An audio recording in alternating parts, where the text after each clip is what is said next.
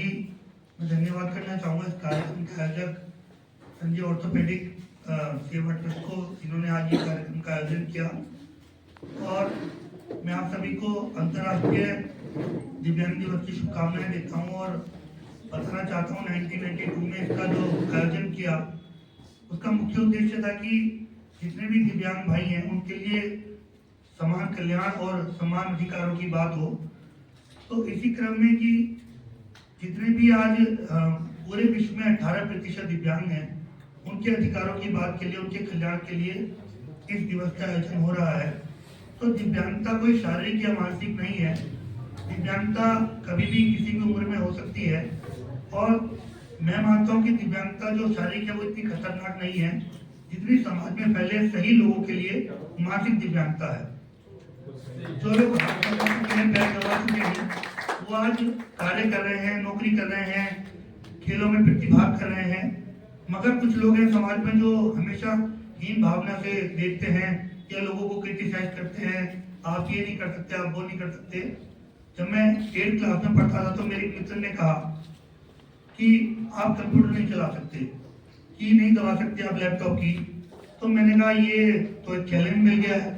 तो मैं उसी दिन शाम को कंप्यूटर इंस्टीट्यूट गया और मैंने वहाँ पर कंप्यूटर सीखा और हिंदी की टाइपिंग में उत्तराखंड की यूपीएससी परीक्षा में मैंने 35 वर्ड पर मिनट की स्पीड देकर एक कीर्तिमान रचा। यदि आपके अंदर इच्छा शक्ति है और आपका जो परिवेश, आपका समाज, जो आपके आसपास आपके पेरेंट्स, दोस्त हैं, यदि वो आपकी हिम्मत बढ़ाएं तो आपके लिए कुछ भी असंभव नहीं है। मुझे आज 40 वर्ष की आयु में कभी भी यह एहसास नहीं हुआ कि कोई दिव्यांगता मेरे अंदर है। उसका श्रेय मैं देना चाहूँगा अपने दोस्तों को, अपने समाज को, परिवार को, कि उन्होंने कभी नहीं लगने दिया कि मैं दिव्यांग हूँ और ऐसा हमें मानना भी नहीं है। जब मैं 2006 में राष्ट्रीय निशानेबाज पद्मश्री जसपाल राणा जी के यहाँ गया तो मैंने उनसे इच्छा जाहिर की कि मुझे भी शूटिंग सीखनी है। तो वहाँ मेरे गुरु NS राणा जी, नरसिंह राणा जी उपस्थित थे। उन्होंने मुझसे कहा कि आप कैसे दबा पाओगे ट्रिगर को दबाने की एक मूली की आवश्यकता होती है। तो मेरा जवाब ये था कि सर मुझे नहीं पता कि ट्रिगर कैसे दबेगा, मगर इतना विश्वास जरूर है कि ट्रिगर दबेगा। तभी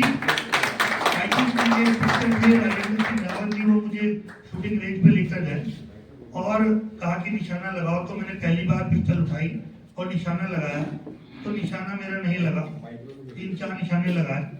22 दिन के बाद स्टेट चैंपियनशिप थी तो मैंने उसमें प्रतिभाग किया। मुझे गोल्ड मेडल उस कंपटीशन में प्राप्त हुआ। जो पीएससी की और उत्तराखंड पुलिस की टीम थी उसको पछाड़कर मैंने गोल्ड मेडल प्राप्त किया। जब मेरी बंदूक में गोली डालनी होती थी तो एक मेरी सहायक थी रेनू, वो किसी कारणवश एक दिन व्यस्त थी तो गोली डालने के लिए मुझे किसी की आवश्यकता थी।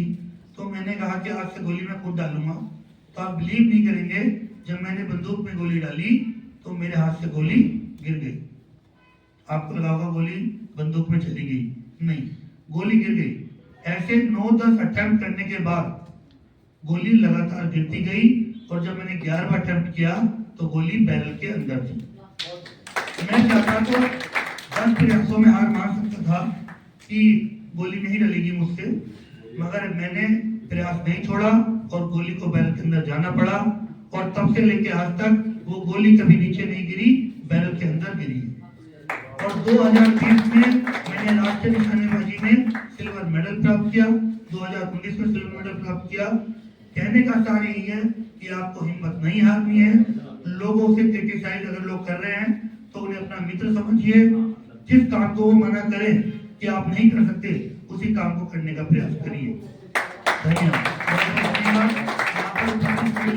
और जो जूनियर डॉक्टर हैं, डॉक्टर गौरव हैं, युवा हैं, मैं इनसे भी यही कामना करूंगा कि डॉक्टर BK संजय जी की तरह ये भी समाज के लिए अपना पूरा योगदान देंगे। धन्यवाद।